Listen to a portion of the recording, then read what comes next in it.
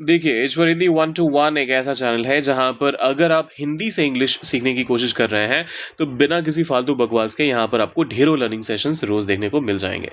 अब ये just as और इसके साथ क्लॉज क्या होता है, इसका मतलब देखिए, जैसे ही आपने कोई एक काम किया और उसका रिजल्ट दूसरा उसे कनेक्टेड हो भी सकता है, नहीं भी हो सकता है, फर्क नहीं पड़ता, वो उसी टाइम पे हो गया। अब एग्जाम्पल के लिए तो सबसे पहले इसका मीनिंग देख लेते हैं। मीनिंग कहता है कि जैसे ही या फिर ठीक वैसे ही, मतलब एक काम हुआ और उसके ठीक बाद कोई दूसरा काम हो गया। ये दोनों आपस में रिलेशन बिल्कुल ना रखते हो, कोई फर्क नहीं पड़ता। एग्जाम्पल देखते हैं। जैसे ही मैं पहुंचा वो चली गई। जस्ट एज, जैसे ही के लिए जस्ट एज मैं पहुंचा। I arrived. पहुंचने के लिए आप अराइव या फिर रीच का इस्तेमाल कर सकते हैं। जस्ट एज आई अराइव्ड, वो चली गई। She left. She left.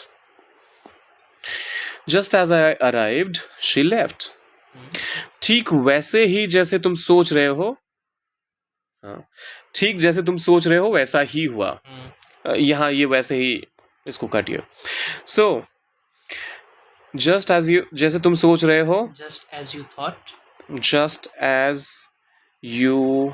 अच्छा, थॉट क्यों कहेंगे, सोच रहे हो तो थॉट क्यों कहेंगे? सोचना को तो थिंक का हो गया ना verb. चलिए, थिंक हो गया, हम्म, ठीक है। तो थिंक का पास्ट थॉट हो जाता है। और आप कह रहे हैं पार्ट हम V3 का इस्तेमाल करेंगे और पास्ट पार्टिसिपल का इस्तेमाल करेंगे जिसमें ये थॉट ही रहता है, राइट? हाँ, क्यों करेंगे? I don't know. अच्छा, बस करना है, हाँ. पता नहीं क्यों करेंगे।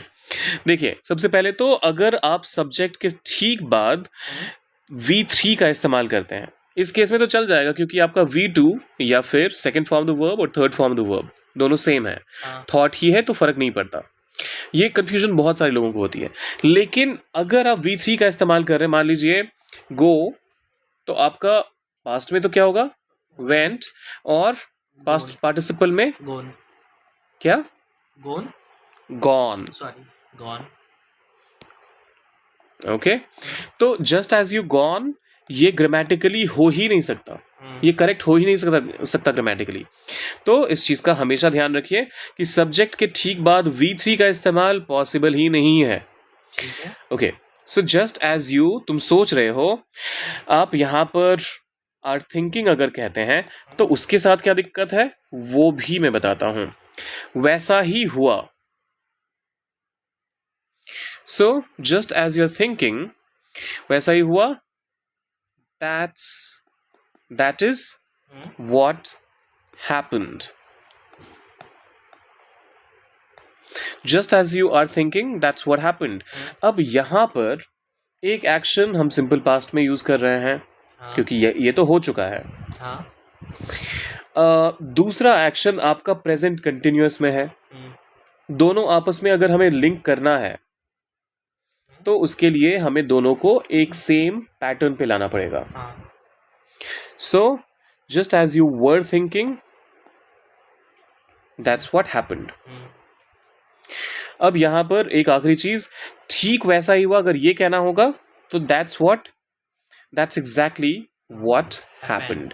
तो आप यहां नहीं बल्कि यहां पे exactly का इस्तेमाल। तो इसका मीनिंग कुछ ऐसे हो जाएगा कि जैसा तुम सोच रहे थे, जैसा तुम सोच रहे थे ठीक वैसा ही हुआ।